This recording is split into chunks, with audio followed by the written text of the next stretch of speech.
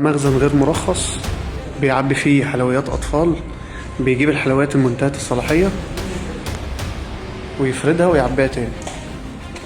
دي الأكياس الفاضية اللي بيفضيها عشان ينشفها ويعيد تعبئتها تاني.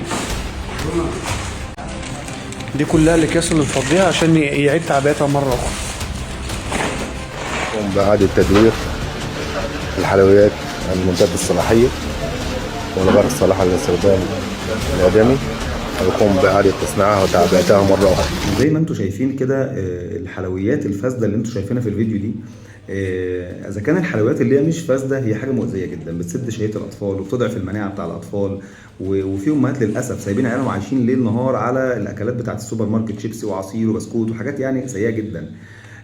احنا كمان داخلين على موسم بتاع حلاوه المولد، يعني كارثه من الكوارث. الطفل يومين علبه بقى بتقعد تكفيه شهرين، كل يوم حلويات حلويات. فيا ريت ناخد بالنا يا جماعه من السكريات الكتيره اللي بتدوها للاطفال. يعني الامهات العاقله ما بتعرفش اولادها يعني ايه سكريات ويعني ايه سوبر ماركت ويعني ايه حلويات، فيا ريت ناخد بالنا من القصه دي كويس جدا.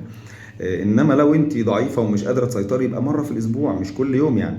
فناهيك بقى كمان لو احنا عندنا حاجات بايظه زي ما انتم شايفين كده، مش عارفين اصلا مصدرها ايه، وبنروح نشتري والاطفال بيشتروا وبياكلوا وعايشين على الكلام ده وما بياكلوش حاجه مفيده، هتلاقي عندهم سوء تغذيه وانيميا ولين عظام ومشاكل كتير نتيجه انه مش بياكلوا اكل مفيد وبياكلوا اكل ضار جدا. فيا ريت تاخدوا بالكم من اطفالكم وربنا يحفظهم جميعا. بص